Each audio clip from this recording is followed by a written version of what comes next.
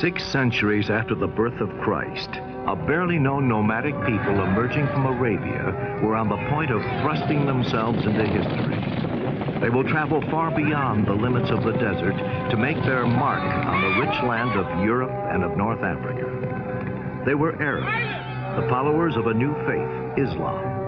And 1 century later, this faith will hold sway over a large area of our world.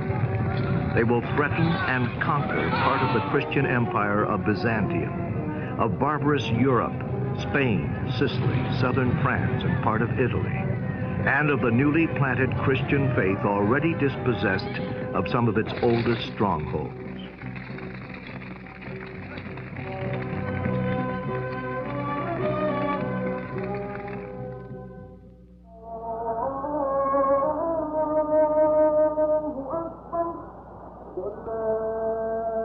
What does it mean to us?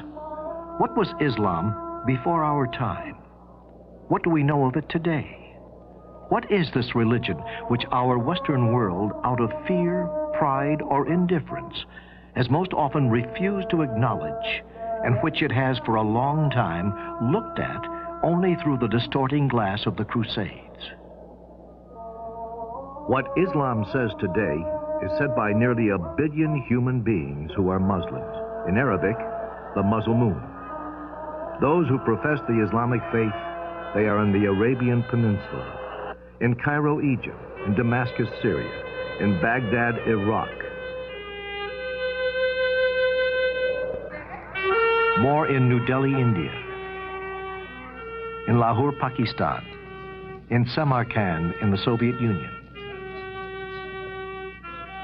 in Kuala Lumpur, Malaysia, in Istanbul, between Europe and Asia, in Sarajevo, in Yugoslavia,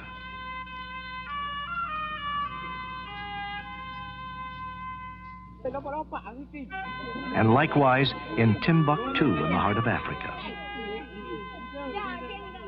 in Paris, just as they are in the modern cities of America.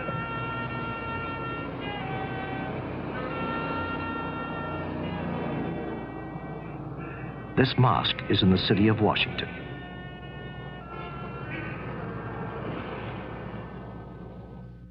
Geographically, the Muslim religion reaches over an extensive portion of the earth between the Atlantic and the Pacific.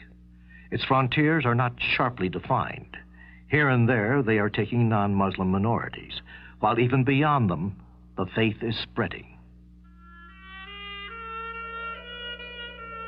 Islam has conquered some of the most isolated deserts in the world, from the Indian to the Sahara.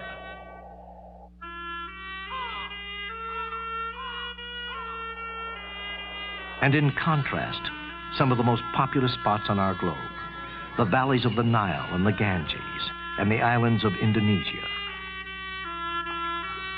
Muslim civilization extends from the unshaded eastern deserts to the high steppes of Iran, Afghanistan, and Central Asia.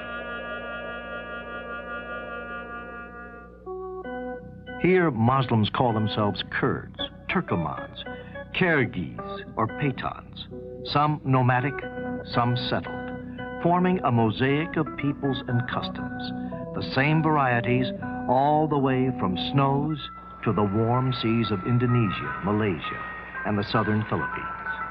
Millions of people living on faraway islands, millions more Muslims.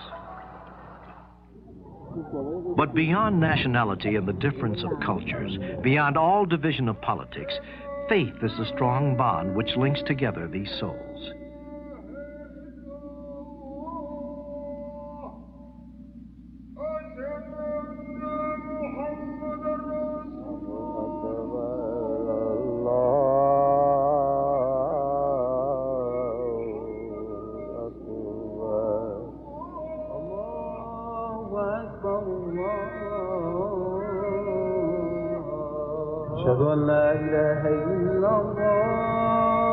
At every moment of the day, there are Muslims somewhere in the world turning towards Mecca to pray.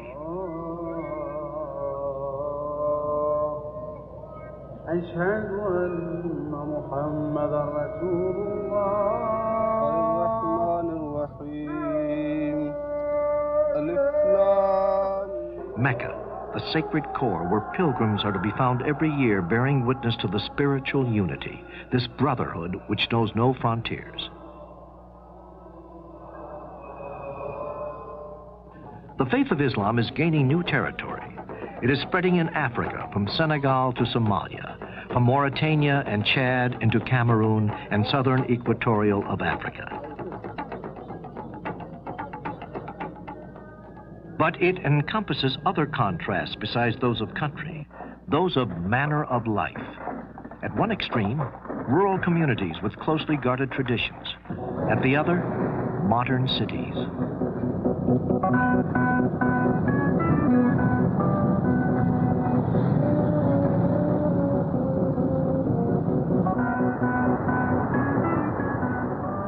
Progress.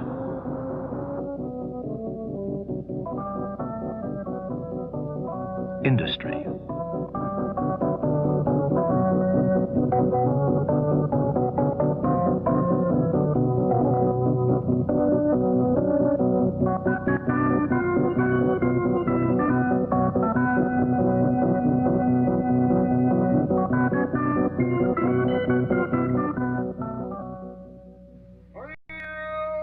In some countries, Islam is the inspiration for every aspect of political life, as in Arabia, where the king is also the prime minister and commander-in-chief of the army, and where the sole source of the law is the Quran. Where and how God, whose prophet is Muhammad, has he revealed himself to man? Where did this civilization begin?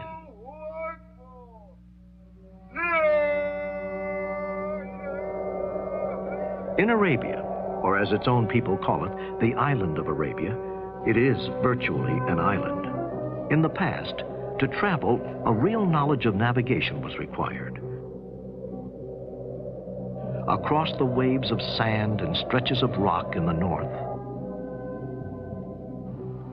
over the waters of the Red Sea to the west, over the Indian Ocean and the Persian Gulf to the south and to the east.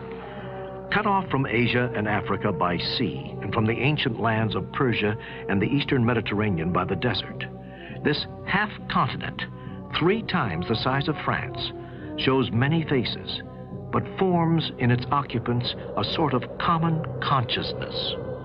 On the west, along the Red Sea, rises a frontier of mountains over a mile high. In the south and southwest, chains of yet higher mountains form the more fertile regions of Yemen and Hadramaut, sloping down in the center to the Persian Gulf, a huge desert plateau, a giant tableland.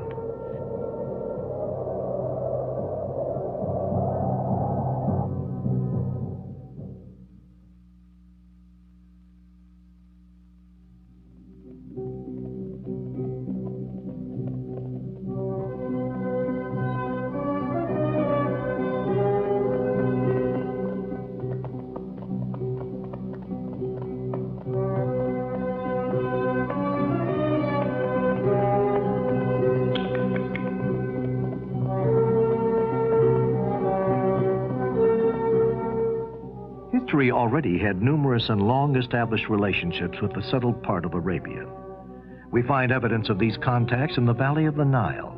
Here, in Thebes in Upper Egypt, 35 centuries ago, lived Queen Hatshepsut, who sent out an expedition against what was then known as the land of Punt, situated on both sides of the mouth of the Red Sea.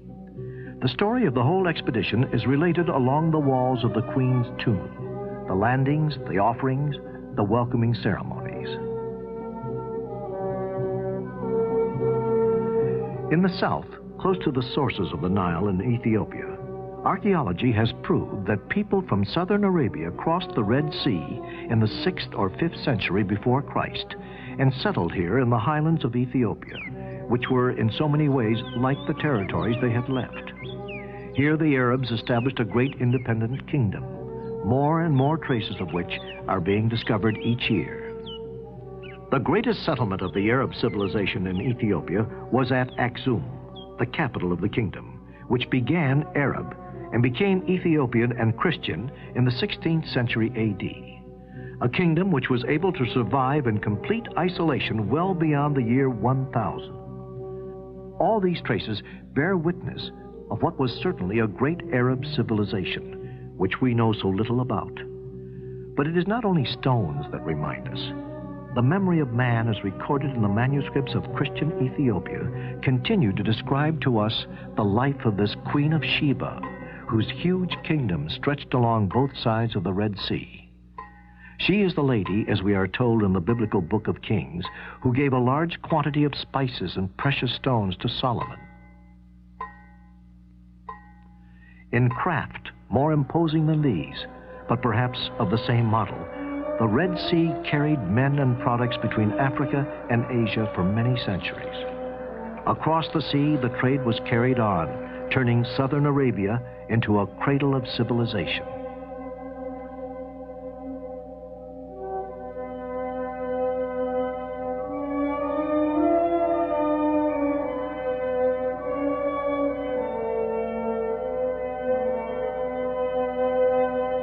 This was the Arabia Felix, the happy Arabia of antiquity, the country of perfumes, incense, and more, an enchanted and fabled land. If this Arabia had sailors and kings, it had more important than all, peasants. By their efforts, the land became rich, irrigated, and fertile. People said that the areas of cultivation were so thick that the horsemen could ride for a month without leaving the shade.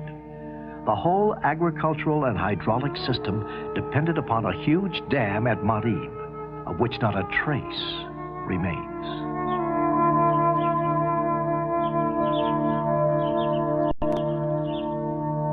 It is here at Sana'a, the capital of Yemen, that we can visualize what the towns of this old civilization were like. By themselves, these palaces of stone reveal the originality of the settled countries of the south, proud of their strength and their traditions. Here can be learned something of the golden age of the southern Arabia, before the coming of the prophet between 7th century BC and 2nd century AD. There were also fabrics, perfumes, and different woods, which the harbors, today seeming so modest, received from India and Eastern Africa. Gathered into the towns, these products were carried by caravans along the routes to Egypt, to Syria, to the Roman West, and to Mesopotamia. The vast trade from which southern Arabia was the starting point changed fundamentally the relations between the nomads of the center and the settlers of the south. The antipathy between two worlds, between two ways of life, gave way to an inevitable collaboration. The nomad could not do without the merchant, who paid him for the right of crossing his territory, and a merchant couldn't do without the nomad who guided his caravans. Soon the ports and warehouses of the south were in touch with the great markets of the north, the city-states of Petra and Palmyra, centuries at the gates of Arabia, nudging the economic and cultural borders of the Mediterranean.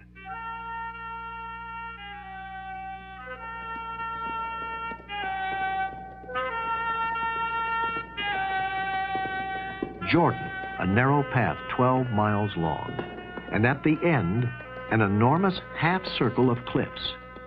This town, which can only be reached via a single road, this walk town in Petra, this town which Arab tribes called Nabateans, founded in the 5th century before Christ, was influenced by Greek culture, but even if written in Aramaic, the spoken language was Arabic. Generations of Bedouins have stopped here.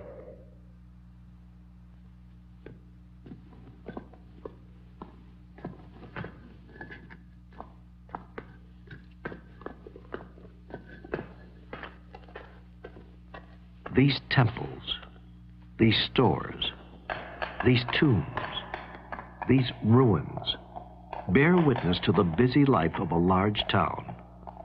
A caravan port, Petra, became the capital of an Arab merchant state, which redistributed the produce of the East throughout the Mediterranean.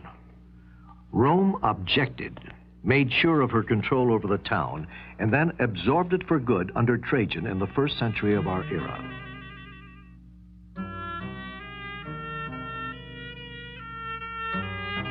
Another great desert port created by Arab nomads turned settlers, Palmyra in Syria. At the crossroads of routes coming from the south and the east, itself a relay point on the route to Central Asia and China.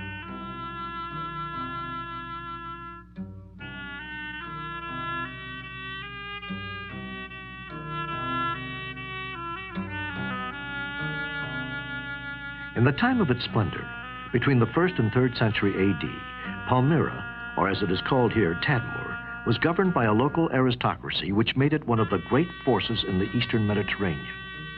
The history of Palmyra, which ends with Queen Zenobia, in Arabic, Zainab, is that of a merchant aristocracy which believed it could rival Rome and Persia.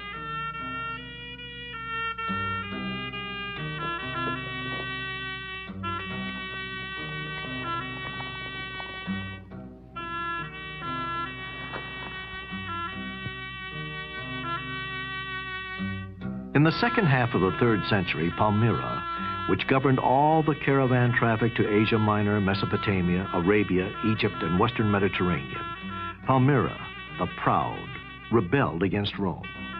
A few overwhelming victories, and then the Roman war machine reacted. The Emperor Aurelian captured Queen Zenobia and led her away in chains of gold. Nonetheless, it is in relation to Persian and Roman empires in its context of politics and international trade of those times that they began in Central Arabia, in the area of the Red Sea, the economic ascendancy of a country called the Hejaz.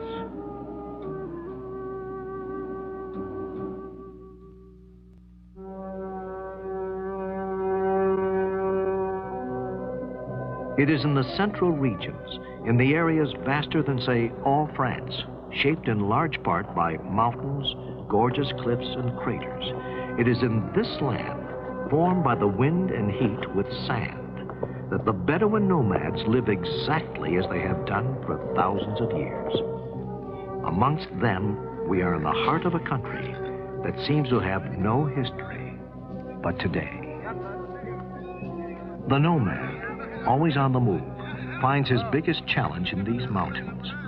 The peaks rise very high, more than a mile in the region of Taiz in southern Arabia.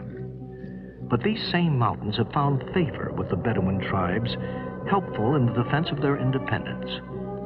They permit them to hold on to their two means of existence, water and pasture. It has always been as it is today.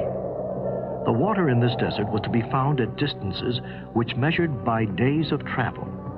From here to the nearest well is 2 days' journey, and sometimes you arrive there and find no water, either for yourself or for your camel.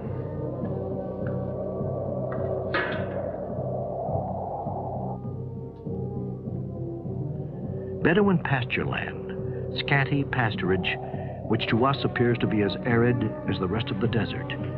And yet, bunches of this dirty plant are enough to banish the hunger of the Bedouins' camels and goats. Whenever the pasture appears, the tents spring up, and thus for centuries little islands of life have arisen out of nothing in the midst of hostile environment. Before the coming of the Prophet, Bedouin society lived just as it does today. The daily life of a Bedouin family, simple, austere, patriarchal, has gone on for centuries in the shade of a tent raised on the top of a bare hill. A few reserves of food which dry in the sun, the milk and cheese of goats, a little rice and flour procured at some oasis now forgotten in exchange of dairy products and some yarn. Here, daily life begins before dawn. By sunrise, the men are already some way off, leaving the old people to light the fire.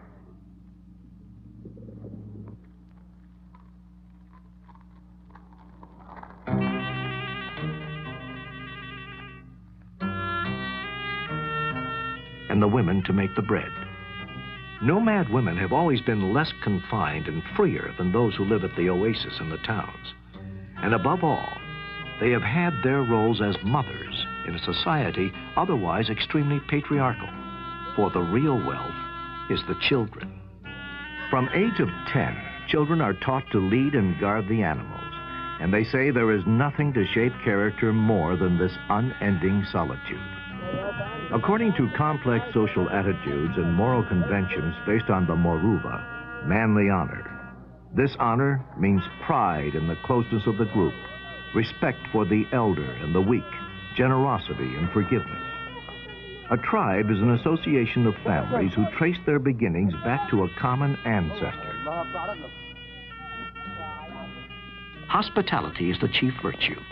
The arrival of a guest is the signal for celebration, an opportunity to show one's generosity, no matter what time of day or night.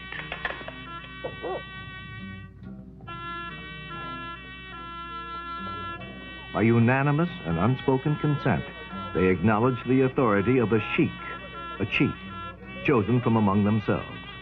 The sheikh has no force at his disposal, only his moral influence and his skill in speaking for everybody in the clan can make his authority prevailing. The theme is unchanging through all the joys and struggles and great events of the people. The song exalts the glory of the tribe. This is their greatest sensitivity. Poetry serves to express the vital need of the communal life which we'll meet with throughout Islam. The group alone allows the individual to survive in a hostile environment. Loners and outcasts are rarely met with, and those few are inevitably led to a life of solitude. Listen to one of them, the old poet Shan Para. How many weary days did I live through in the merciless heat without shelter and its drags, before my tribe finally banished me forever and condemned me to perish in solitude. Here am I, brought down to nothing, tormented forever in the midst of the desert. Do not bury me. I do not want the sands to heap over my head. Thou, O wind, blow over me and release me from the spot of the sands. And at last, my head will be covered and my body abandoned in the field of combat. There is another aspect of the desert life. The necessity of survival in those regions where an increased dryness upsets the delicate balance of life and causes a sudden raid. The Gazo, rarely murderous against a rival tribe or against the people settled at the oasis. These oases on the fringes of the desert, where some nomads have settled to enjoy a secure way of life guaranteed by the water. It was in this region in the city of Mecca in 570 A.D. that a boy was born into the Bani Hashem family of the Quraysh clan. He was named Muhammad, an ordinary child like any other child. Muhammad lost his father, Abdullah, and his mother, Amineh, very early in childhood. He was raised first by his grandfather, Abdul Muttalib, and then by his uncle, Abu Talib. It is believed that Muhammad was sent to a nomadic tribe to be raised according to his clan's tradition in the desert. Like this child, like these Bedouin children, the young orphan was carrying on responsibilities like other boys in the Bedouin tribes, looking after animals and performing other duties. Young Muhammad was looking after the animals on the hillside where two angels appeared in a golden cloud and took hold of him. With secret gestures, they reached to his chest and washed his heart from a golden goblet. This action placed in him the breath of God. Muhammad passed most of his youth here, close to the route which caravans took to carry the goods leaving Mecca for the north. The caravan traders of Mecca controlled the routes to the Mediterranean. It is believed that Muhammad, with his uncle Abu Talib, a merchant, traveled along the caravan routes to the north and to Syria. Through the years, the caravan routes from Mecca led Muhammad out of the limits of the Arabian Peninsula into the Mediterranean, where at that time not only trade was spreading, but also the great ideas were at hand, the ideas of Christianity and monotheism, the startling doctrine of one and only God. Muhammad talked to rabbis, monks, and Christian merchants and learned about Christianity and of Hebrew doctrine and of the final day of judgment. In Muhammad's time, hermits lived in caves throughout the Hejaz. Later on, Muslim tradition would say that these Arab hermits foreshadowed what was to come. They were early followers of monotheism, which would become the true religion.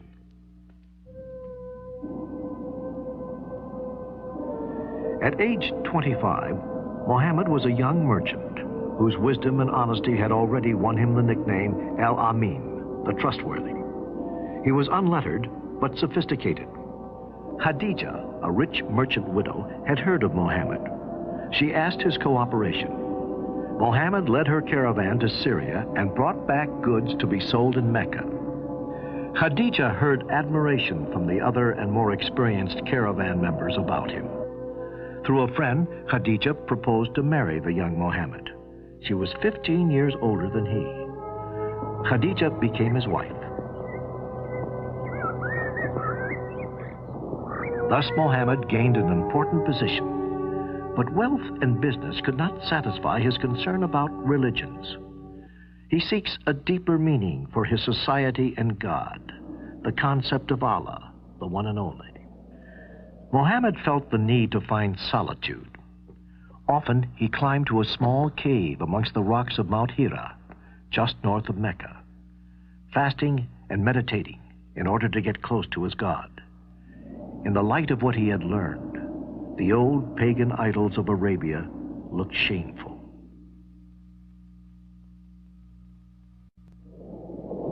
One night, in the middle of the month of Ramadan, the moment of revelation came. The archangel Gabriel appeared to Muhammad, a blinding vision of thunder and light that frightened him to his knees and said to him, "Recite." Muhammad heard the angel as commanding him 3 times, "Recite in the name of Allah, who created man from a clot, who teacheth man that which he knew not." Muhammad quietly replied, "But I do not know how to recite." Muhammad, deeply troubled, in fear and trembling at his destiny, brought himself down out of the mountain. He questioned himself. Would I be the same as one of those clairvoyants who finds lost animals? He returned home bewildered to his wife, who calmed him and was first to believe. Muhammad was to lead his people to the right path.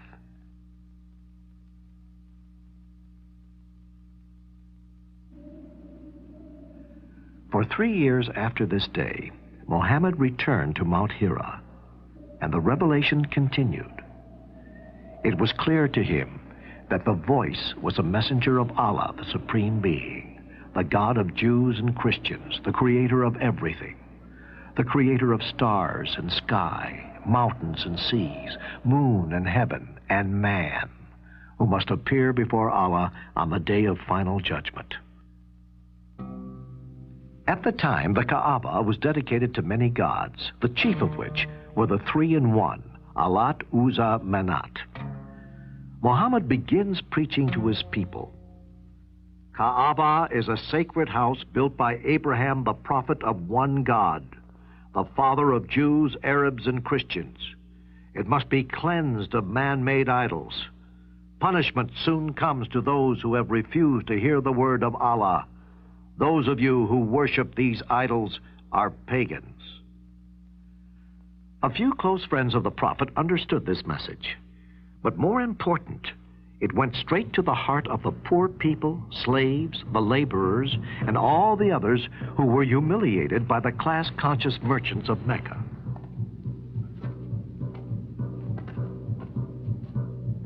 Meccans are threatened. They react harshly.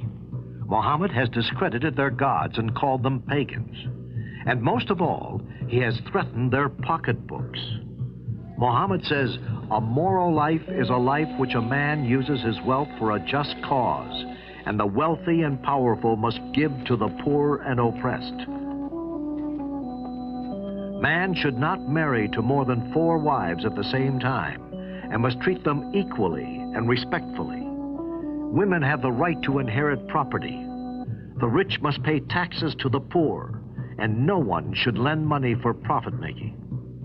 The Meccans received these messages as threatening ideas. The merchants and the rich men of Mecca, whose great source of income was the Kaaba with its old idols, were afraid to lose their benefits. They decided to plot against Muhammad. Time and time again, openly, Muhammad and his followers were harassed. Meccans were afraid to kill Muhammad because of the powerful Quraysh clan who might revenge him. But the increasing harassment had threatened Muhammad's followers. In addition to these problems, now his wife, Khadija, dies. Muhammad gathered his followers quietly and told them to leave Mecca. They went and crossed the Red Sea to Abyssinia, where the Quraysh clan had been trading for many years. This was the first Muslim community outside the Arabian Peninsula. Lonely and sad, Muhammad prays to his God at Kaaba. Suddenly, the archangel Gabriel appeared again, took him up, gently placed him on the wing of a fabulous creature, among other angels, flew him to Jerusalem, and then lifted him up into the seventh heaven, where Muhammad spoke to the past prophets Abraham, Noah, Moses, and Jesus. The angels brought him back to Kaaba, where Muhammad proved the truth of messages of other prophets. But Mecca was busy plotting against Muhammad, and each tribe took part in a conspiracy to kill Muhammad and his followers. It was a time for yearly pilgrimage to Mecca. Yathrib, an oasis 200 miles to the north, had already heard of Muhammad's messages of brotherhood. They decided to send a delegation to Mecca as pilgrims, but secretly they must meet with Muhammad and invite him and his followers to their town.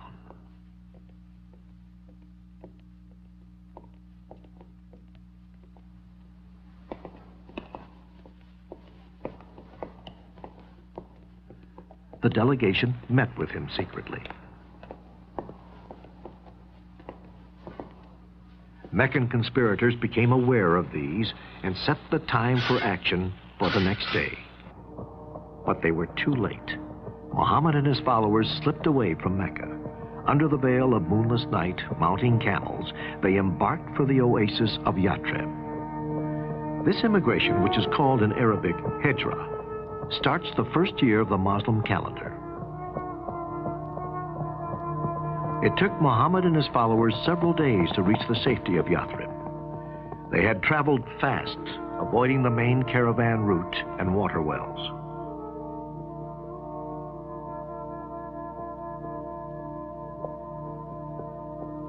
People of Yathrib were alerted of his coming. A small band of Muslim converts living at the oasis were waiting for him. When Muhammad arrived there, they shouted, "He has come! He has come!" Tears staining their cheeks. They offered him their homes, but Muhammad said, "God will guide my camel to a chosen spot." His camel stopped and kneeled near a small barn. Here Muhammad, with his own hands, with help of his followers, built the world's first mosque. From then on, the oasis at Yathrib became known to the world as Medinatul Nabi, City of the Prophet, or simply Medina. Around the extraordinary personality of Muhammad, the small Muslim community began to flourish and became a political force. Muhammad marries and has children. The revelation continued and was written down. These revelations form the Quran, the Muslim holy book. Now the Quran sets the guidelines on the practical matters, such as taxes, trades, marriage, divorce, and military matters, and details how a Muslim should conduct his prayers.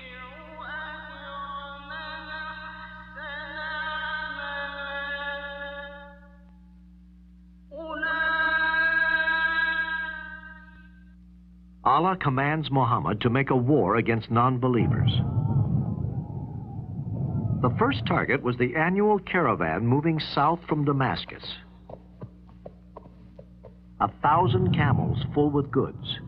The Meccan merchants were forewarned of the Muslim plans, and they rushed in reinforcements to defend the caravan.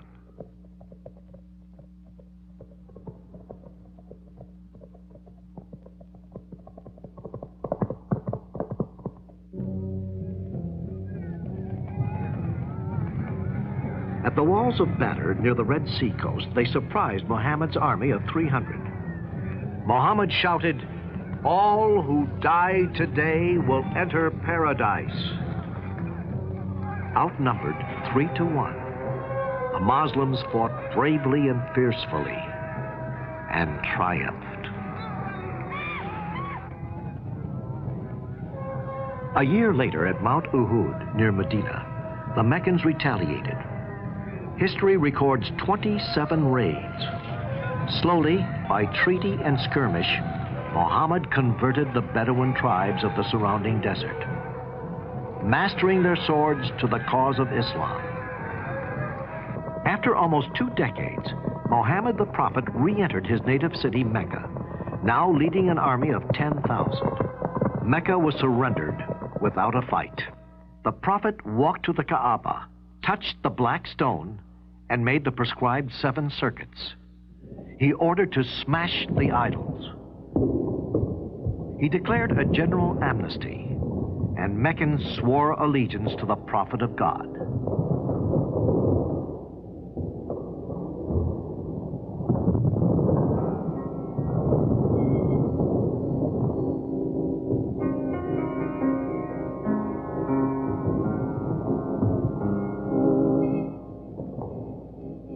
Mecca joins Islam, and Kaaba becomes the holy shrine of Islam.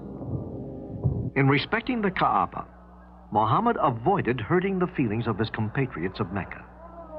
The old forms of pilgrimage were kept, but quietly changed. Within 2 years, much of Arabia was united under the banner of Islam. But the Prophet's mission was nearing its end. Back in Medina, he fell ill, weakening in each passing day.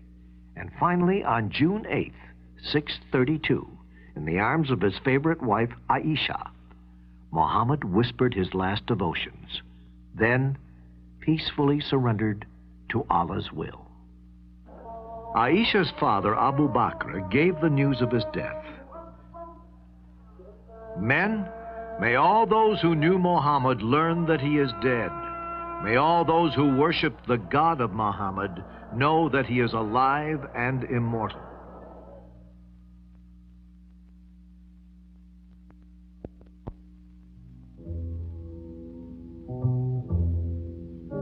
The one and only God is the God of biblical tradition.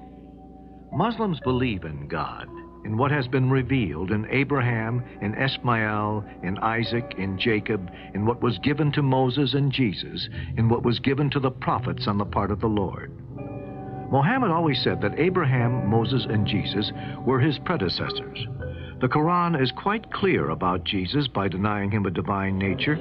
It is this which divides Islam from Christianity, with their faith in Jesus Christ, the only Son of God, born of the Father at the beginning of the world. In effect, through the Quran, God says God cannot be penetrated. He has no offspring. He has no father. None is equal to him. The Muslim community deeply believes that everything that is taking place is the divine will and is best for the community. Destiny, after all, is in the hands of Allah, and every Muslim will be fulfilled of his expectation by God, even if this fulfillment is deferred to the Day of Judgment. The way Muslims think of themselves and the way they interpret the meaning of life is the fact that human beings are created like everything else in the universe by force, which neither they understand nor control. Men come into existence and pass away not by their own choice and decision, but by an overwhelming power beyond their comprehension. Allahu Akbar,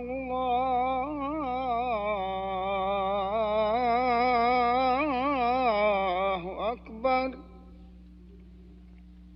Ashhadu an la ilaha illallah. Ashhadu an la ilaha illallah.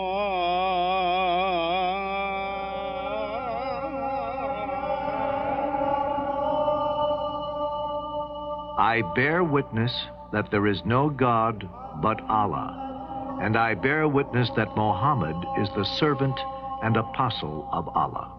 The profession of the faith the first pillar of Islam, means to believe that there is no God but the divine supreme creator of everything. The second pillar is prayer, which holds this community together by means of certain common gestures in their worship and turns men's minds towards their Creator. Islam has fixed the number of daily prayers at 5. Dawn, midday, afternoon, dusk, and evening. Prayers are said in bare feet, with the face turned to Mecca. But these prayers are said only after the compulsory rite of purification. There are no altars in the mosques. Its minarets and domes stand over empty spaces which hold the mystery of God. A niche indicates the direction of Mecca, and so of prayer. Sermons or readings from the Quran are given from the pulpit. Islam has no priests. Every believer is himself face to face with God. Anyone can lead prayer or preach, however little the community judges him to be worthy and able. As the center of prayer and the meeting place for the whole community, a mosque presupposes a city life all around it. And so a mosque built today in the heart of the city reminds us of what the prophet foresaw in the beginning. His word addressed to the people of the city, the tradesmen, craftsmen, and workers.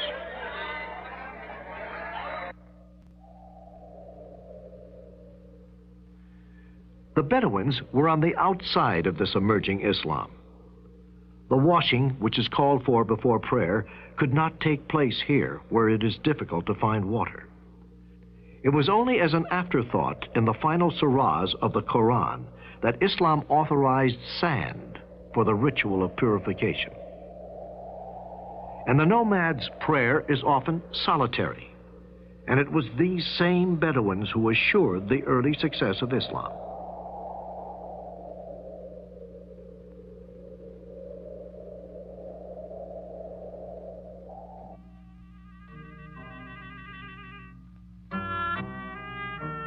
The third pillar of Islam, unquestionably, is almsgiving. O believer, give out in alms whatever is the best of your possessions. It is good to give alms by the light of day, but to give them in secret is better and brings greater forgiveness. Empty squares and empty streets. This is a town in Islam which is usually busy, but which we have arrived at during the month of Ramadan. The fourth pillar of Islam is this month of fasting, more faithfully observed than Lent in the Christian world. It requires the faithful to refrain from food and drink from dawn to dusk, in spirit of sacrifice and purification, and out of respect for this month, when the revelation came down to the earth for the first time.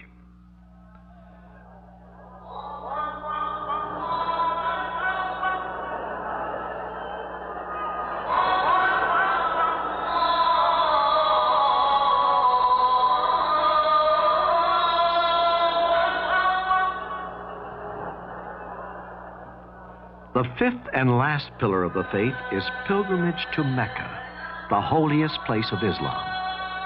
Here, the sense of community reaches its highest points with a really universal dimension.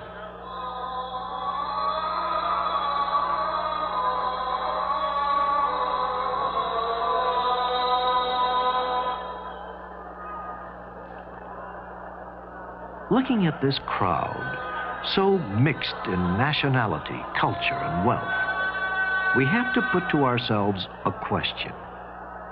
How has Islam kept this unity for 13 centuries? This belief in the soul of God, of whom Muhammad is the prophet. To Islam, it was Abraham who built the Kaaba and placed the first house for the true God. Some rites in this pilgrimage also carry the memory of Abraham. There is the night before reassembly of pilgrims at a place called Muzdalifah. The pebbles they are looking for will be thrown at 3 rocks tomorrow. For Islam, these rocks are the one where the devil stood and tried to persuade Abraham from giving his son for sacrifice. And these pebbles represent the ones Abraham threw at the devil to chase him away. Another ritual is connected with this portico, which links to hills called Safa and Marwa. The pagan Arabs made this portico the seat of mysterious natural forces. But these pilgrims we watch following the ritual of walking back and forth 7 times bring back the memory of Agar, the reputed wife of Abraham, looking for water for her son Ishmael. It was at Mecca, on this hill of Arafat, which is now one of the final points in the pilgrimage of the faithful, where Muhammad, already sick, gave his last sermon in the year 632 of the Hijra. Men, listen to my words and weigh them in your hearts. I have fulfilled what was intended for me in this life, and leave you a cause which is clear. You will take pains never to lose it, for it is the book of God and the law of his prophet. Listen to my words. Know that every Muslim is a brother to all the others. A faithful Muslim believes that the law of Islam is the essential of his religion. In Islam, law is more important even than theology. To understand Islam thoroughly, one must understand Islamic law. In Islam, the law of the Quran is virtually as important as the Quran itself. The religious law sets guidelines and governs the life of every believer. Violation of the Islamic laws is not only considered a commitment of a crime, but also is considered to be a sin. Quran sets the guidelines even in practical matters, such as trades, taxes, marriage, divorce, and military matters. In trading, for example, Quran forbids taking interest and prohibits any speculative transaction, any transaction that results in unjustified profit-making of one party. If a profit were made, it should be given to the needy. This doctrine is driven from a Quranic phrase, God will abolish interest and cause charity to increase. In the case of exchanging goods without using money, Quran sets 2 principles. First, the 2 goods to be exchanged must be equal in weight or quantity. And second, there must be no time delay in exchanging, because it is possible that during the interval, the value of one good might fluctuate, and this may result in loss for one and profit for the other party. In tax matters, the Quran is very clear. As the 3rd pillar of the faith, every believer has to pay zakat. Zakat is not a kind of tax that governments levy on the public, but it is an act of monetary worship. The Quran has generally mentioned zakat after prayer and has enjoined it as an important foundation of the divine religion, which has been the creed of the former prophets in all ages. The great moral and spiritual benefits that accrue from the institution of zakat for the Muslim society and mankind at large can become possible only if the payer practices it as an act of benevolence and worship and does not regard it as a mere tax. The Quran also gives guidelines for upgrading the women's status in the society. For instance, a man is permitted to marry up to only 4 wives at the same time, but he must treat them equally, and women have the right to inherit property. In the case of divorce, Islam does not involve a complicated or a long procedure. The grounds for divorce in Islam, however, are more liberal than in the West. They are not limited to proven adultery or cruelty or long separation. The couple may apply for separation simply when they realize that they cannot live together happily for any reason. When divorce is completed, the wife has to wait a certain period of time after separation from her husband by death or divorce before she can remarry. This waiting is to determine whether she is pregnant from her ex-husband before she remarries, and thereby guard against confusion of the paternity of the child, but also to give the woman an opportunity to relax and somewhat forget her former association. The Quran also sets guidelines for alimony. A divorced husband has to pay for the full maintenance of his divorced wife for the full waiting period. This period is 4 months and 10 days for non-pregnant women, and in case of a pregnancy, until the child is born. In the case of custody of children, Islam prescribed that the mother who is not incapacitated by a mental, moral, or religious cause has the first right to custody of her child, boy or girl, until the child reaches the age of 7, when the right of custody reverts to the father. The father has to support the child until such time as he can manage by himself, if a boy, or gets married, if a girl. A girl does not have to earn her own living. Her support is the duty of her father until she marries.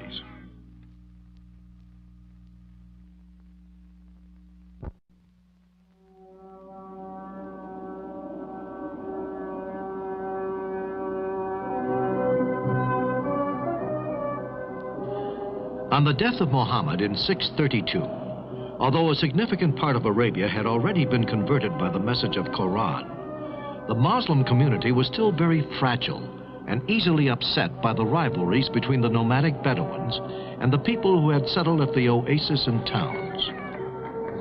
There was also a quarrel between the inhabitants of Mecca, the guardians of the Kaaba, and the people of Medina, who were proud of being the first to embrace Islam as a thorough religion. At the heart of the family itself, amongst the first companions of the Prophet, ambitions were beginning to show themselves. There was a problem of a temporal spiritual succession to the Prophet. The word Caliph means successor in Arabic. Was the Caliph just a substitute chosen by the community as the most worthy and authorized only to defend and to apply the thought revealed by the Prophet? Or, on the contrary, was the Quranic message much more, an inspiration continuously renewed through descendants of the Prophet, whose successor was to be not only the leader of the community, but also the source of religious law? These two divergent attitudes of the young Islam would make themselves felt throughout its history. And yet, in spite of these antagonisms, in fact, by going beyond, the Muslims set off on a spiritual and temporal conquest of the old civilizations. Do not yield yourselves out to the infidels. Struggle against them, drawing strength from the Quran. Fight the agents of Satan. His traps are truly weak. The word of God made the inhabitants of Arabia forget their squabbles and transformed them into historical figures. The reasons for the overwhelming victories of young Islam are partially beyond our knowledge. How did the Arabs come to break out of their desert at a single stroke and abandon the life they knew as merchants, caravan followers, and shepherds? There was a sudden explosion of energy, reaching further and further in successive waves, and the conversion of the conquered country was measured by the enthusiasm of the warriors and genius of the leaders. If 20 bold men are to be found among you, they are worth 200. If you have 100, they will be worth 1,000 unbelievers. Facing the attack of a handful of ill-equipped nomads, the two great empires of Byzantium and Sassanid Persia revealed themselves as impotent. The first 4 caliphs, successors of the Prophet, were Abu Bakr, father-in-law and companion of the Prophet, who died from an illness 2 years later. Then Omar, followed by Uthman, and last of all, Ali, son-in-law of the Prophet. These 3 were all murdered in dramatic circumstances. But it was in this atmosphere of tension over a period of 25 years that the Muslims became masters of the whole Arabic Peninsula, capturing from Byzantium, Syria, Palestine, Egypt, installing themselves in Tripoli, landing on Cyprus, and after numerous battles, conquering the whole of Persia, advancing toward India and Central Asia. All this in 25 years.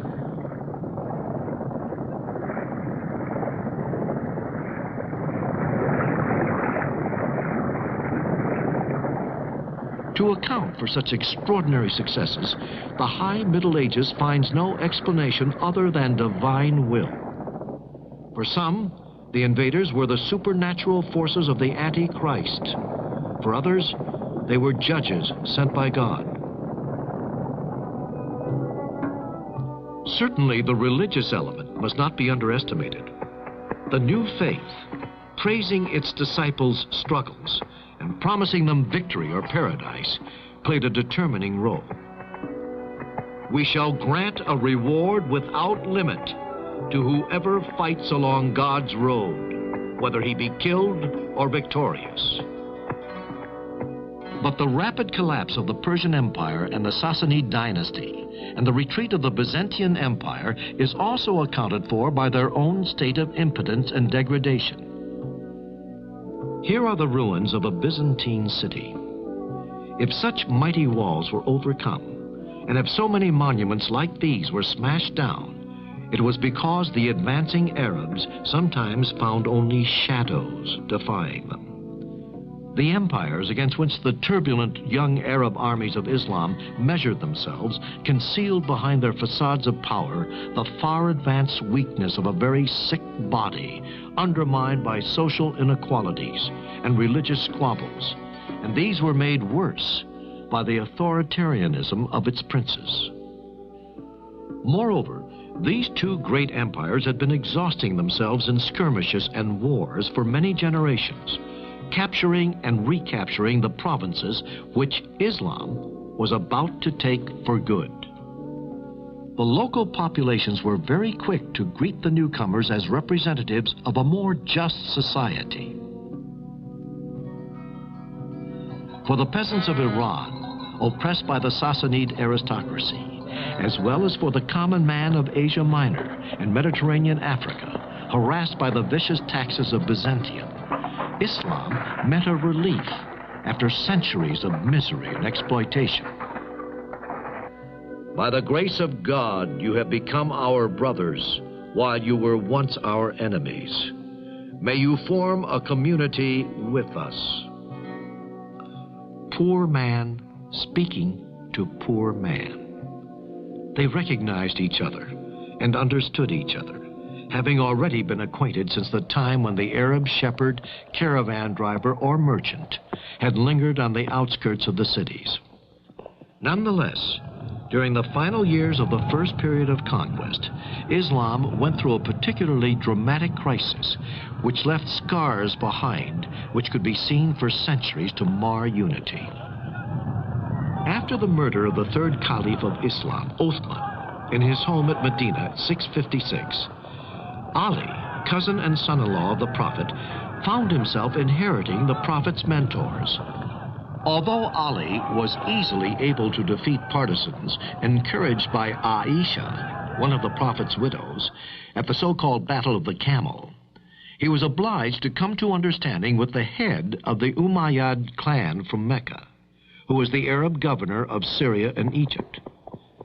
They later took over the caliphate after the murder of Ali in 660 and introduced the dynastic principle into the succession of the Prophet.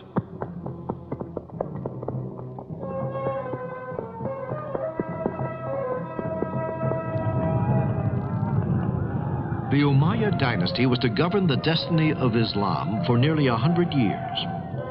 During its predominance, the conquest would be continued towards the west after desperate battles against the barbarous tribes of the Maghreb.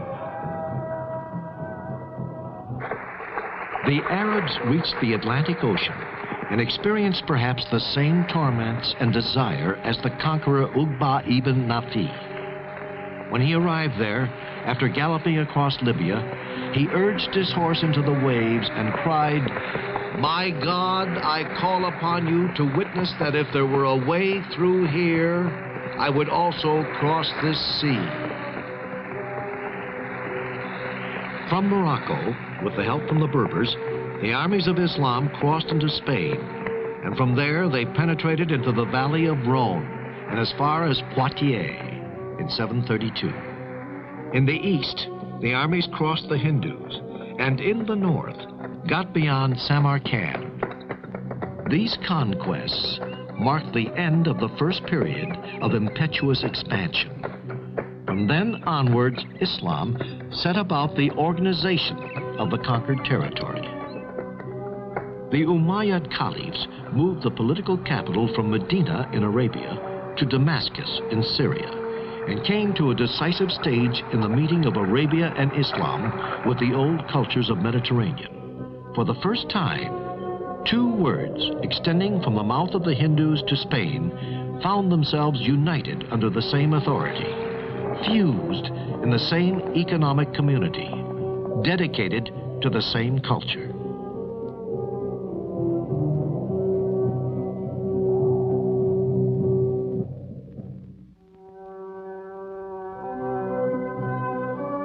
The first result of this new Islam in the years after the conquest is the building of cities. Cities everywhere, always bigger, always more of them. The Muslims from Arabia, at the end of their long gallop across the desert, set up miles of stone. With these men, the old cities took on new life, and new cities arose on the earth, either replacing ancient capitals fallen into ruin, or growing up where there was nothing before, to create new and important centers of Islam's trade and defense. Damascus, Kufa, Basra, and Fustat, core of future Cairo. In the west, Kairouan, the first town to be followed by others. Fez, Tunis, Baghdad. They are either old cities which have come to life, or new cities bursting with trade and politics and people's lives. It was in this climate of the Middle Ages that Islam reached its zenith. Baghdad, the capital of the Abbasid caliphs, flourished in a sort of feverish pomp. When today we think back to it, we can see that this was the high summer of Islam. The Abbasids, like the Umayyads they dethroned, were Arabs of the original stock descended from Abbas, an uncle of the Prophet. Baghdad on the Tigris, and not far from the ruins of Babylon, is today a modern city. Only its name and a few ruins remind us of its past history. The splendor of the Abbasids was on show with varying fortunes for 5 centuries, from 750 to 1258. The Abbasid period was characterized by intense activity in all branches of learning and of art. Baghdad, which had become the capital of world culture, gathered the best scholars, philosophers, and poets from the East, with the encouragement of the great caliphs. We have all heard of Harun al-Rashid, the prince of the 1,001 Nights. But there was also al-Ma'mun, who lived at the time of the zenith of this culture and science. And the whole Muslim world was united. Abbasid science is Arab because it is written in Arabic, and because the Arabs in creating Islam and the empire were wise enough to promote a renewed interest in the science of the ancient world.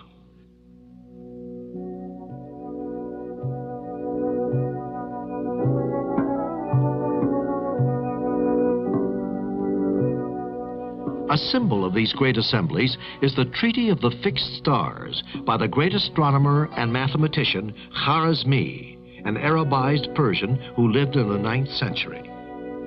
In the work of Khwarizmi, there was something new, 0, and the numerals we call Arabic, or as the scholar himself called more correctly, Indian. But before everything else, Khwarizmi is known as the inventor of algebra and logarithmic tables.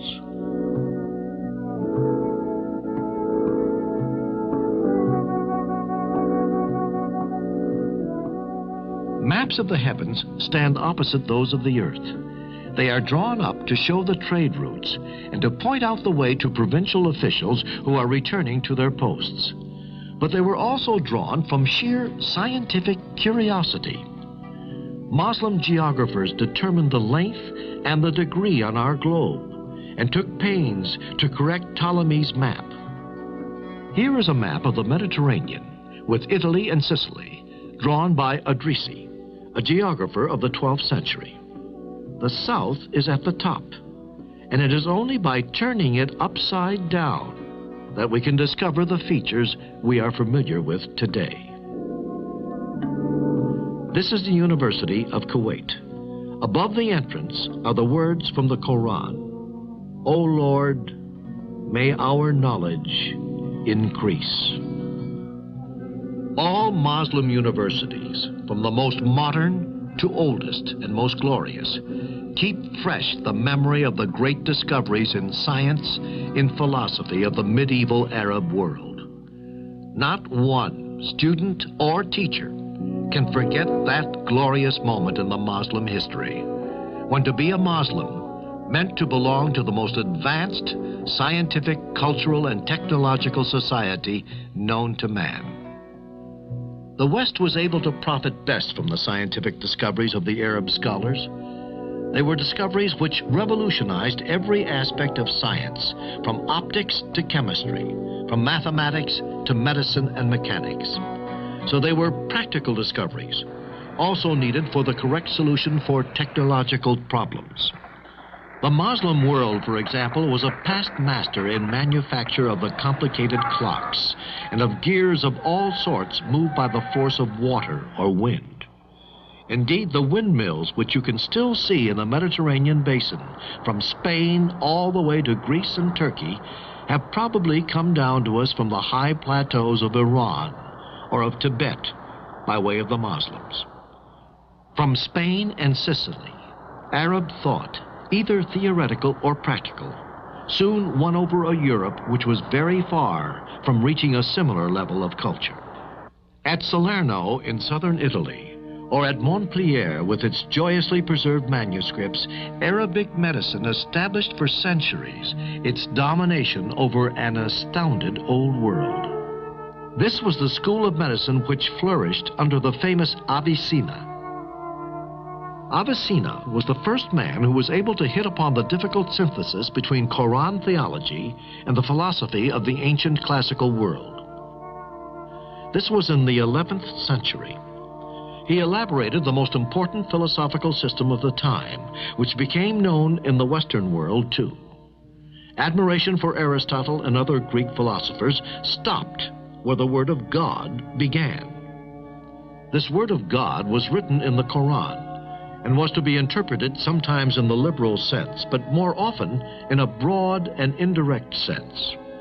It must be added that such philosophy needs an intellectual elite, which is able to interpret its own beliefs liberally and stand up to the opposition of theologians and bigots. Toleration was general. Official condemnations were rare. These verses of Omar Khayyam, the great Persian poet of the 12th century, are a proof. Why did our Creator, when he made the world and adorned it, then yield it up to the power of death? If the work was good, why slatter it? And if not good, whose the fault? The girdle which bounds our mortal world does not whisper where it begins, or how is its ending. On that matter, no person has spoken a word of truth, and no one knows our beginnings or our fate. These ideas, which would have led directly to the stake in Europe, arose from the ancient cultures, reawakened and invigorated by Islam. Islam did not only produce universal scholars like Avicenna or Al-Biruni, it contributed greatly to the flowering of Muslim figurative art, architecture, decoration, and painting.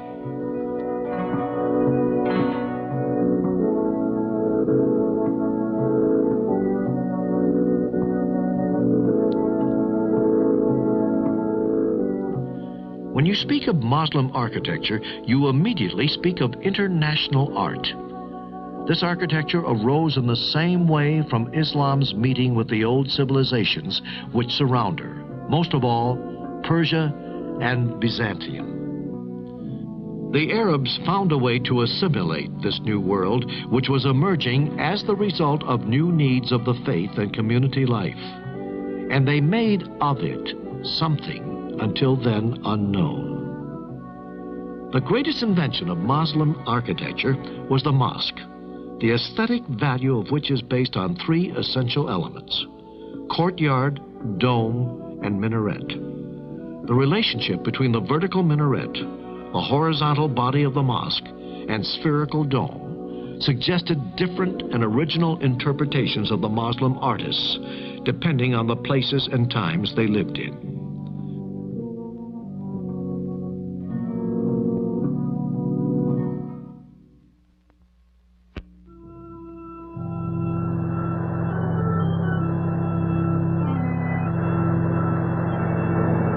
Starting from Morocco in 716 and helped by Berber troops, the Arabs shut off the Mediterranean and crossed over into Spain. They were commanded by Tariq ibn Ziyad, whose story gave a name to a giant rock, Jabal Tariq, which became Gibraltar to our ears. Undermined by rebellions and dynastic squabbles, Spain broke apart. For a time, the Muslims were even across the Pyrenees in the south of France near Marseille.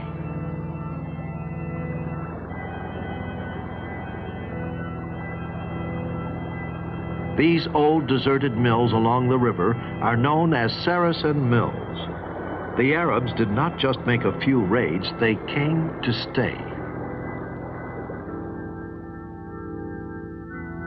Come face to face with the invaders, the barbarous Europe of the Lombards and the Franks seemed for a long time incapable of any reaction, petrified for fear of seeing Christianity disappear beneath the forces of the Antichrist.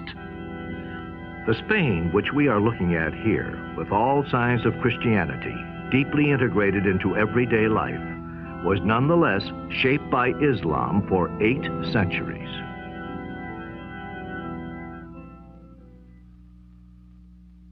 The conquest was easy. The first route was towards Seville and Cordova, through the valley of the great river, the Wadi al-Kabir, known to us as the Guadalquivir. Better than any other monument, the mosque at Cordova, which is now a cathedral, speaks of the Arabs in Spain and of their lasting influence. Over the years, the courtyards, facades, and rooms have undergone many changes. So the mosque, cathedral, is like a great book, open to show us the vicissitude in taste, in political and economic power, and in faith. But we must go inside if we really want to sense the Arab past of Andalusia. Built in the 8th century by a descendant of the Umayyads of Syria, the Amir Abd ar-Rahman, the mosque was continuously enlarged and decorated by his successors. In these double arches, rising from the columns and tracing up 2 different curves, you can see a symbol of the union of the arts of the West and the East, brought together to contemplate the mystery of God. This Muslim Spain was called by the Arabs Andalusia, Al-Andalus, an Arabic reference to the Vandals who lived in Spain. The Tower of Giralda in Seville was one of the greatest glories of Muslim Spain, and also signaled the beginning of her decline.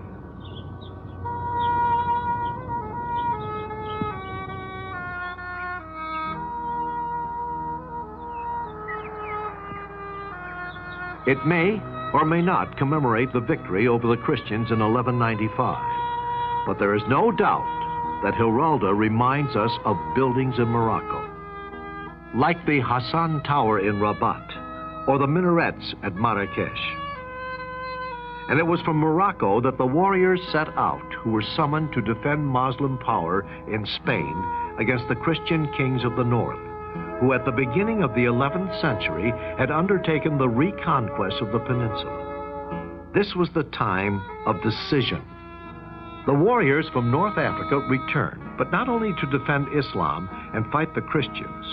They came too to bring Spain back to the right path.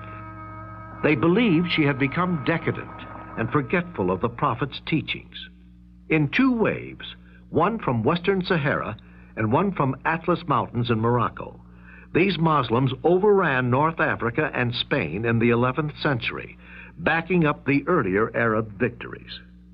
But Spain had changed. She was no longer a country and had become a province governed from Morocco. Rabat. Here was to rise the greatest mosque in the world, the mosque of an empire which wanted to unite North Africa and reconquer Spain.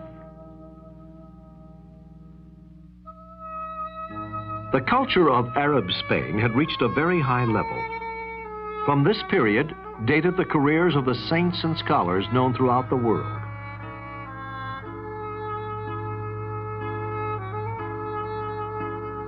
This valley, called Las Navas de Tolota, saw the beginning of the ruin of Muslim Spain. Cordova was to fall in 1236, Valencia in 1238, Seville in 1248, Murcia in 1269. 5 centuries after Islam's assault on Spain, the story was reaching its conclusion. Granada, an interval during the catastrophe. For 2 centuries more, the town and the little kingdom of which it was the capital would maintain an Arab island on Spanish soil, a retreat protected by its high walls and its mountains. But its culture shone up to all the world. Granada inherited all the arts of old Andalusia. Watching over the town, both a symbol and a memory, is the Palace of Alhambra. Here, the architecture is more than delicate. It is as fragile as the encircled kingdom, as melancholy as things close to death. But Spain was not the only one along the Mediterranean coast to become acquainted with Islam. The decision was made in Tunisia at the beginning of the 9th century to invade Sicily, while she was still recovering from the Byzantine Empire.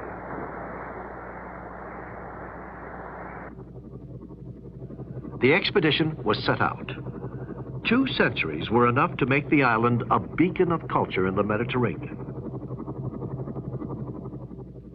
Palermo, the capital of the island, and one of the greatest cities of the Arab world, seems to the eyes of the surprised visitors to be hidden beneath her palms and orange trees, while her palaces and mosques towered over them.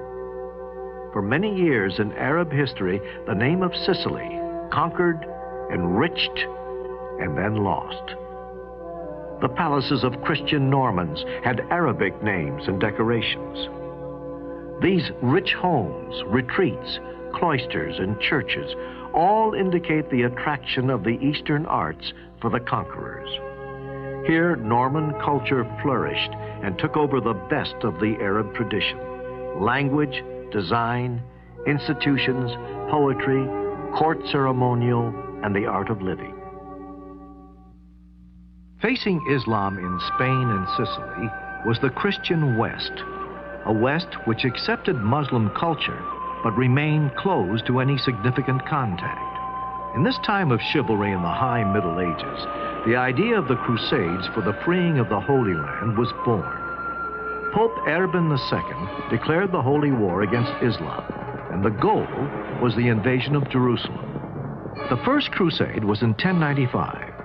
The Abbasid Caliph of Baghdad and their rivals, the Fatimids of Cairo, opposed only weakly the advance of the Crusaders, or as they were known in the East, the Franks. The Crusaders besieged Jerusalem, took it, and celebrated their victory with an appalling bloodbath. In these places, which represented power and fear, the Christian knights lived for 2 centuries. Frankish castles in Lebanon, Palestine, Syria, Tripoli, Said, and so many more erected on the plain or on the river bank. In 1396, the largest Christian army of 100,000 men were defeated by the Ottoman Turks. Although a disaster for the West, the Crusades had at least one merit. They dismissed all preconceived notions about Saracens and introduced them as men of flesh and blood, and showed their preoccupation, like their enemies in the West, with problems of politics, trade, and daily life. In spite of all these conflicts recorded in history, wherever Islam set foot, their treatment of other religions and faith showed great toleration. Each faith was free to follow its own belief. Only an annual payment of tax was set to be made by non-Muslims to the mosque. After the Turks were converted to Islam, they took from the Arab hands the torch of conquest against the infidels. To the dynasty of the Osmanlis, whom we call Ottomans, fell the glory of making Turkey into a world power. Allowing Byzantium to die in isolation, the Turkish sultans turned their attention to overcoming Eastern Europe. Let us travel up the Danube, like the Guadalquivir in Spain. This river, but on a much bigger scale, traces the path of the conquerors: Romania, Bulgaria, Serbia, Hungary. The countries fell, and their cities, Belgrade, Budapest. Here is a reminder of these years of occupation. These macabre skull towers built at the expense of the Serbian rebels. At last, in 1529, Suleiman the Magnificent lay in wait outside Vienna. But Vienna resisted, just as she would resist Sultan Mehmet IV in 1683, to mark forever the limit of Ottoman expansion into Europe. But before this, in 1453, Byzantium, the Rome of the East, the Rome of Orthodox Christianity, had fallen.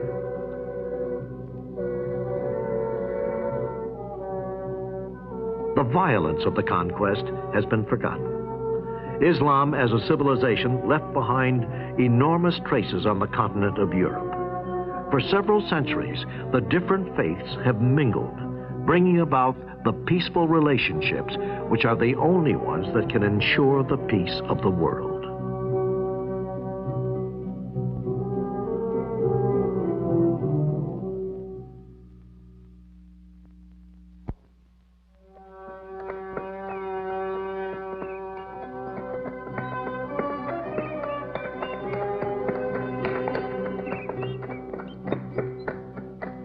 From here, the Muslims, bearers of the word of the Prophet, made themselves known in successive raids along the valley of the Hindus, and then throughout all India.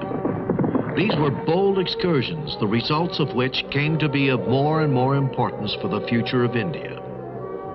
On the high plateau of Afghanistan, which is battered by the winds, they built triumphal towers. Nothing, or almost nothing, remains of the glory of Ghazni, the town from which, round about the year 1000, the real Muslim conquest of India began.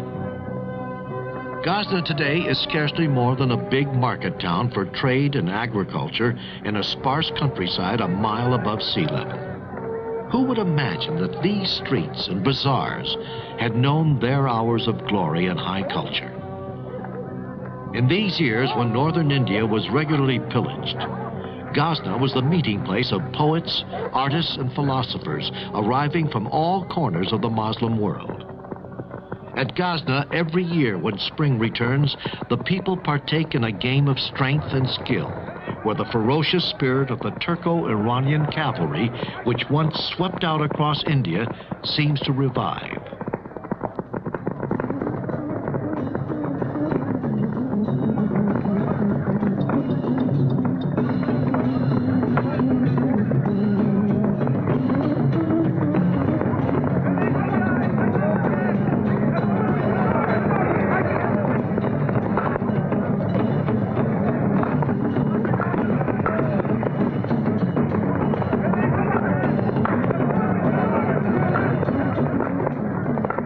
Persia, after the Muslim conquest of the 7th century, took great pains not to break with its past.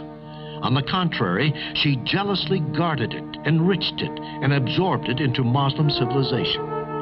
Soon she would be able to win over the courts of the Turkish countries and northern India to her culture.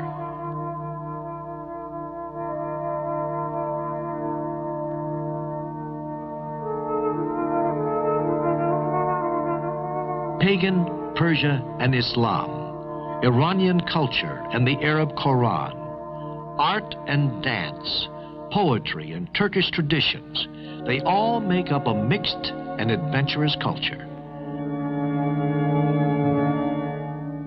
Impeccable warriors they may have been, but all the same, the invaders of India were not ignorant barbarians. The attacks on India were often just raids, after which the aggressors went back to their mountains in the northwest. The special story of Islam confronting India was going to be for centuries one of a mutual attempt to convert each other. The first conquerors sleep now at Fatah in Pakistan, side by side with their distant successors, the Mongols.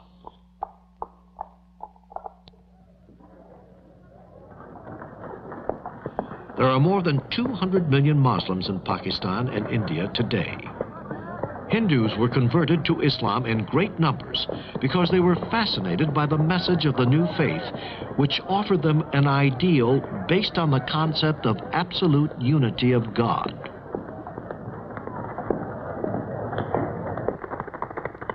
The idea of equality of all men in their religion was also very important. Wherever Islam won through, the ridiculous and inhuman caste system which have humiliated the Indian people burst apart. Except for the northwest and the northeast, which were to become Pakistan, and where there were many conversions, Islam recruited principally from the middle classes, which had everything to gain from a strong and immense empire: craftsmen, merchants, and scribes. Below them, the world of the peasants remained unchangeable, poor and fanatically attached to its Hinduism.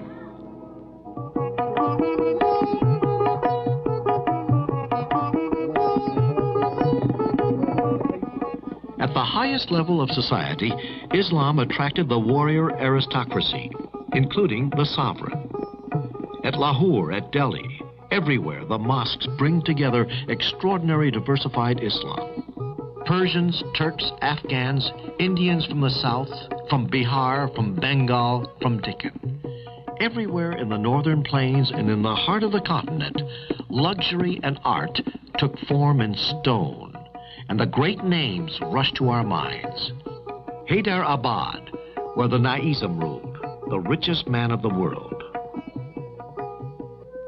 The story of relationship between the two communities, Hindu and Muslim, is extremely complex and comes right down to the present-day split between India and Pakistan. Once the shock of the conquest was over, the Hindus converted to Islam did not feel themselves so far away from their compatriots who had remained Hindus, for they kept their culture and family traditions. So they became a very useful core which could understand and help both outlooks. This is Ajmer, a sacred place of Muslim India, where the pilgrims come to visit the tomb of Chishti, one of those missionaries who did so much for the spreading of Islam among the Indian masses. The enormous influence of these missionaries and the quiet impact they made on millions of people played perhaps a more important part than the military conquest which conventional history so often stresses.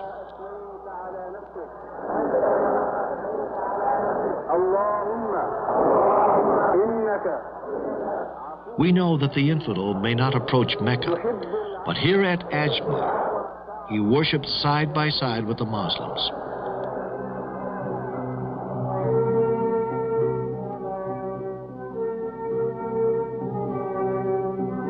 The starting points of the trade routes to the Far East were the coasts of Malabar and further to the west, southern Arabia, the Red Sea, and the Persian Gulf. Islam's ships followed the monsoon routes and looked very like the ones in use today. From such dockyards as these, the brave sailors had sailed as agents of a far-reaching trade and as missionaries of their faith. Their memories embody forever in the Sinbad of the 1001 Nights. The roots of this trade and its gospel talk may be summed up like this. From Aden and Muscat, which were ports on the Red Sea and the Persian Gulf, to the coast of India in Gujarat, Malabar, and Coromandel. Then down towards Ceylon and the Malacca Peninsula.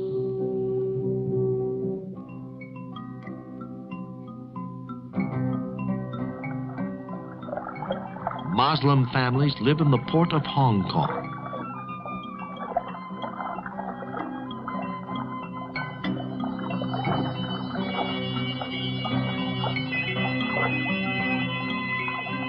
There are perhaps 20 million Muslims in China.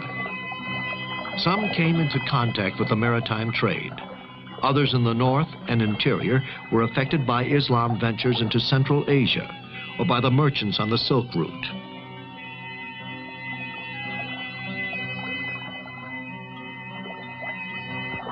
The island of Mindanao in the Philippines. On the edge of the forest is a little mosque made out of wood and stone, very much worshipped.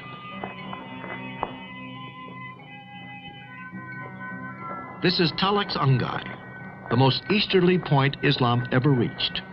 By starting from centers like this, Islam ensured itself of a peaceful conquest of the archipelagus.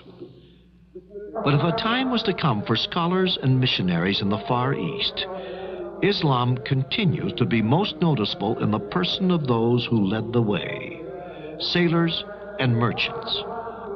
Active and enthusiastic, but not torn apart by theological arguments, but skillful and compromise, these first Islamic missionaries knew very well how to reconcile the beliefs of Islam with very old local customs. Their success in business had taught them about people.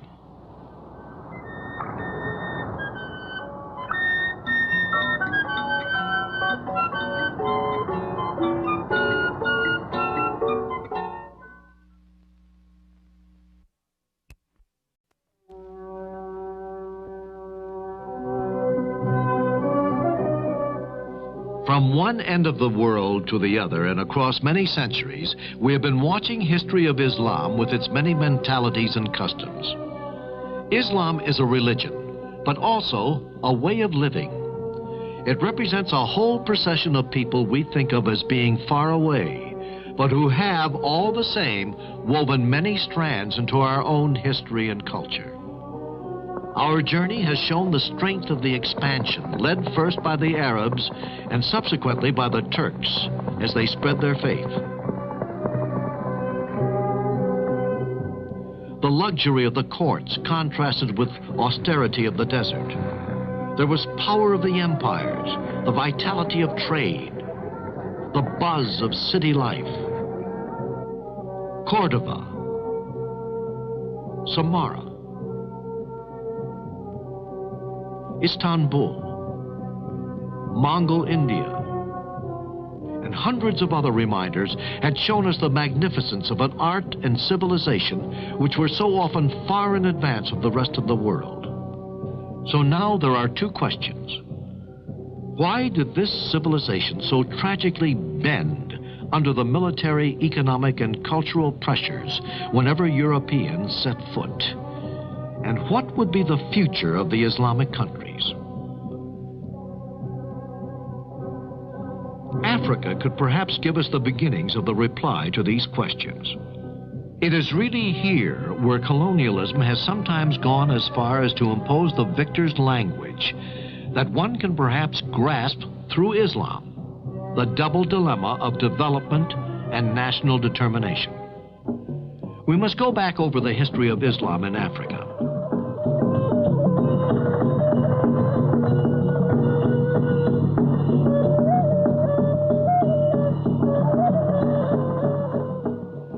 Aside from the north of Africa, the great route of Muslim penetration was in the east, where Islam is doing no more than continuing a story which has been going on for a long time along the Indian Ocean and towards the Upper Nile. Much later on, and much more difficult because of the desert and its nomads, the entry into West Africa began really only after the year of 1000 AD. Immediately, the Arabs came into contact with the great kingdoms of medieval Africa, Christian Ethiopia and Nubia, and with other pagan kingdoms to the west.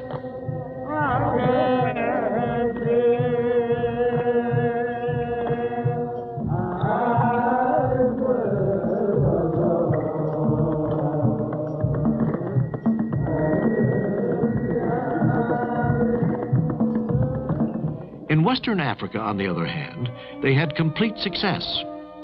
In 1706, against the capital of Ghana, then came the turn of a new empire to the east of Ghana, much more open to the influences of Islam, the Empire of Mali.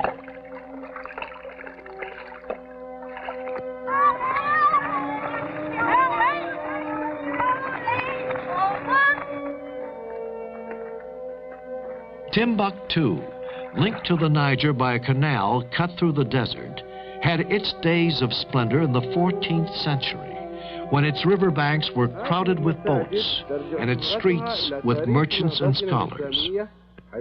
These mosques are famous in the history of our Muslim civilization.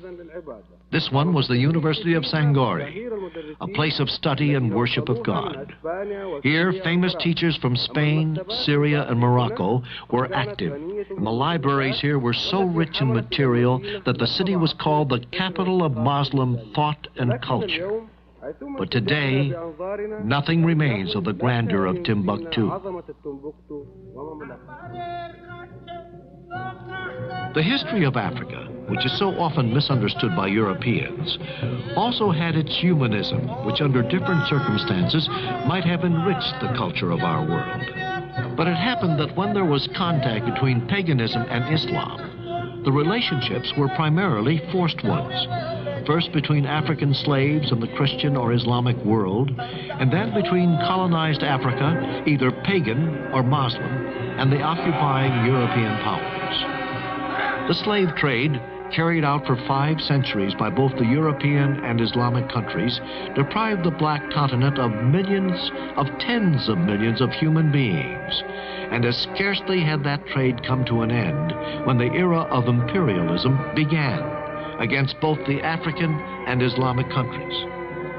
Britain, France, Spain, Italy, Portugal, and Germany were convinced that through their activities, the history of Africa and Islam was no more than a chapter in the greater history of Europe.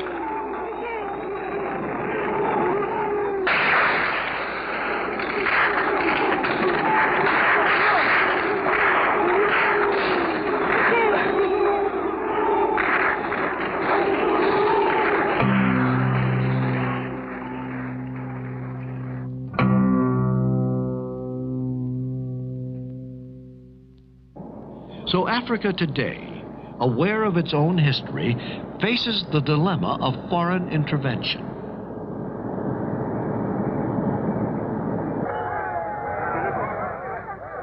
Islam, once the conqueror and exploiter, is now involved against colonialism. And it seems likely that Islam's influence will be of increasing importance. Abidjan, in the Ivory Coast. The Muslims are our brothers. That's all. What the Arabs and Muslims did in the past doesn't matter now. The vicissitudes of faith are over. The Muslim peoples and countries are our friends. They have the same problems of poverty and development as we do, and the same enemy, the new white colonialism. So our struggle is the same. These memories of a tragic history overcome are to be found everywhere. Let us give illustrations, one in Africa and one in America. The island of Jiba in Tunisia is at the head of one of the old routes into Africa. 2 different children, 2 children who are brothers, run together to the sound of drums of Galala. Galala is the name of a region in Jiba where a community of African origin lives, which was at one time liberated by a Muslim saint. He is buried in this mosque and is feted once a year by a procession of brotherly union.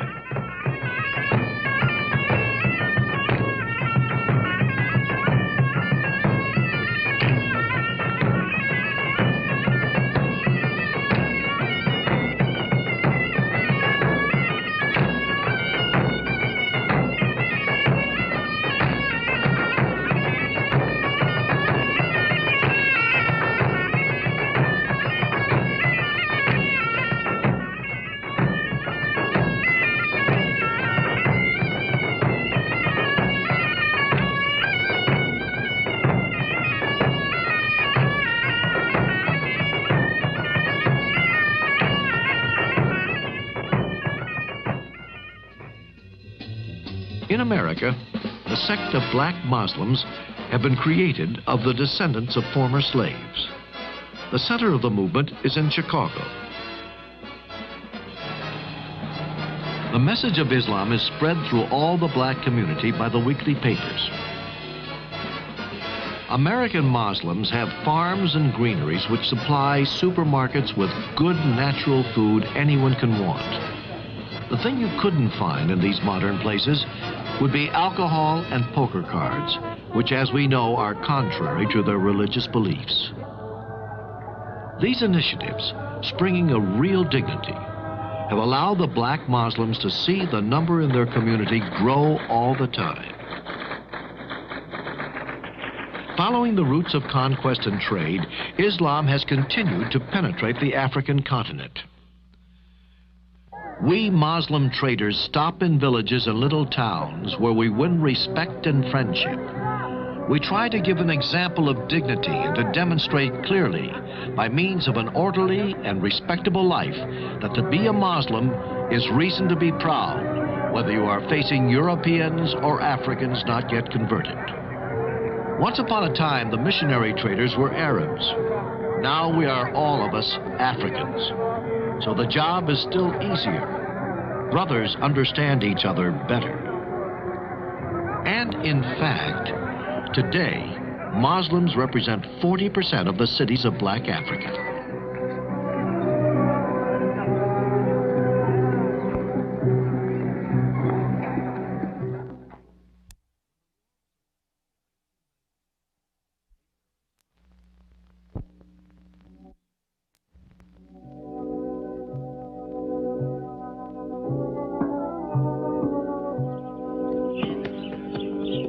Is Islam keeping pace with the adjustments necessary with the needs of modern society? All the third world is asking this question. When talking like this about Islam, we have to reply by bearing in mind both the cause of the decline of the great Muslim empires and the reasons for the renewal of Muslim societies today. The crisis began towards the end of the Middle Ages. The rhythm of city life was slowing down. The unity of the Muslim world was breaking apart year by year, and Europe was showing more and more venturous policy of trade, first in the Mediterranean and then in the Indian Ocean. At the beginning of this century, Islam, for the most part, found itself in the state of subjection.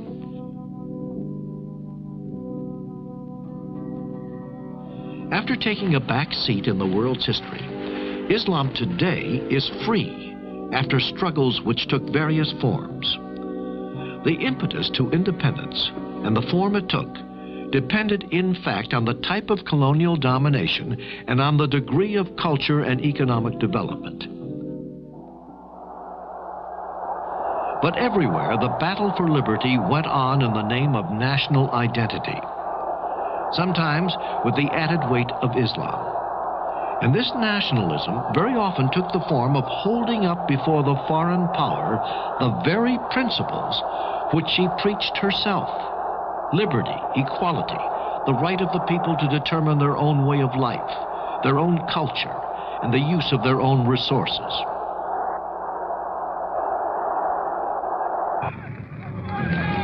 In 1916, the Amir Hussein and his son Faisal rebelled against the Turks in Hejaz, where Muhammad was born. As their ally, they had the enigmatic figure of an Englishman, T.E. Lawrence. When the war was over in 1919, the Arabs found themselves disappointed in their hopes. France and Britain divided up the remains of the Ottoman Empire. Then the people themselves, so long prepared and ready for their liberty, took over from the princes. The Second World War set the movement going. Lebanon and Syria were free in 1946, Libya in 1950. Iraq and Egypt, which had had independence at least on paper, achieved it finally after the war. In 1956, Tunisia, Morocco, and the Sudan became independent. In 1962, Algeria was at last quite free after 8 years of war. Islam has played varying roles in the formation of these new states. Sometimes considered as the symbol of the out-of-date past, perhaps, but more often providing the banner for reform, or even for rebellion.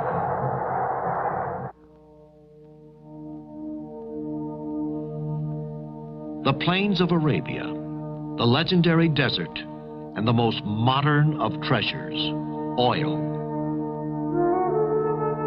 Kuwait, Bahrain, Saudi Arabia, but also Iraq, Iran, Libya, Algeria. These countries alone provide 60% of the world's oil. This fantastic and sudden wealth bursting through in countries with a very traditional society has completely upset the way of life which has remained unchanged for centuries.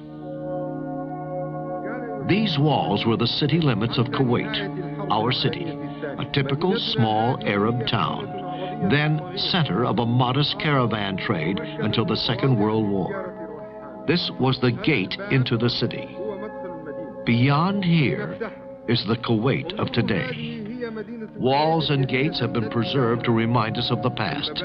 But today, new buildings, squares, and streets surround these remains on all sides.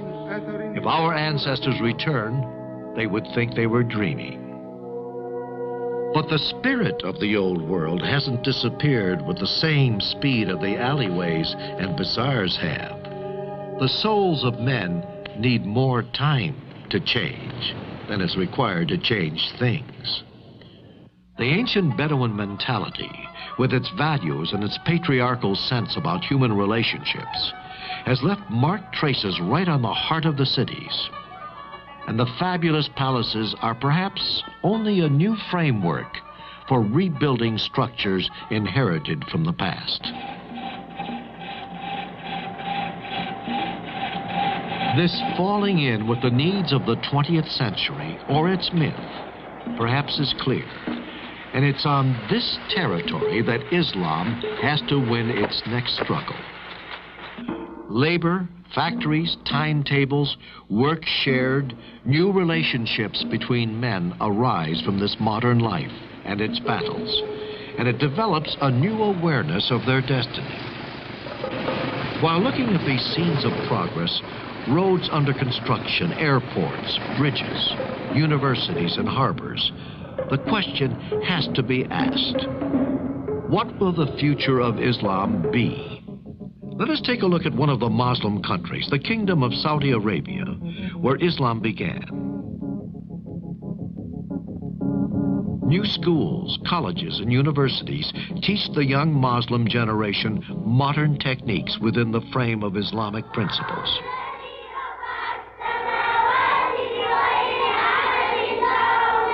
From early age on, the children are strong in their faith for the benefit of themselves and the society. These are the teachers, nurses, doctors, and the scientists of the future. Although advanced industries are flourishing, modern methods and machines do not alter the enduring values of Islam. Modern medicine, which has derived so much in the past from the fundamental discoveries of Arab physicians and surgeons, is now universally available.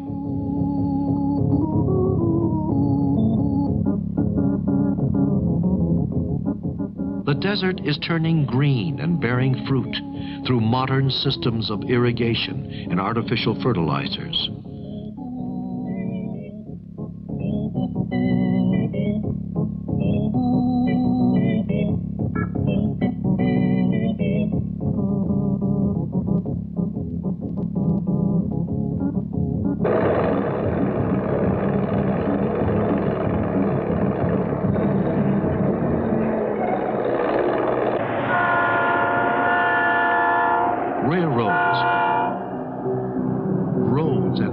Of highways throughout the desert and mountains, now connecting all the cities and towns of the neighboring countries.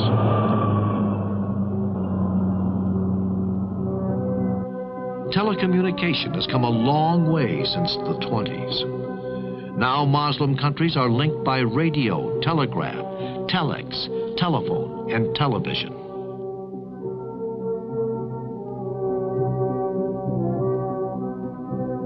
Permanent Earth satellite stations throughout the Muslim world, the Pan-Arab Satellite, serving Arab nations from Morocco to Iraq, with headquarters in Riyadh. This is the headquarters of Saudia, the airline of the Kingdom of Saudi Arabia in Jeddah, the nerve center of the entire organization, with ticketing and reservation section and sophisticated computer system for day-to-day business and long-term planning, countrywide and beyond.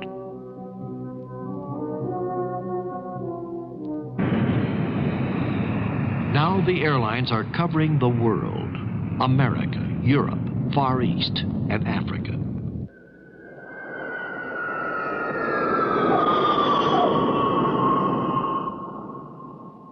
One thing is certain. With the stimulus of progress, Islam, like Christianity, will change its face, and in doing that will change the culture of which it's the bulwark. But it is not only the universities. Everywhere amongst the people, there is an enormous quest for knowledge. Today, the youth of Islam is going to tackle the world with the same enthusiasm which once urged their fathers onwards to conquer. A double enthusiasm for freedom and faith. Today, their union includes nearly 1 billion people who, through the Quran, affirm their membership in a single community. In many professions, these people are conscious of a certainty. It is a certainty which came to them in the 7th century, but which remains of value as a guiding principle for life and as a light for the future until the end of time, no matter how modern the world.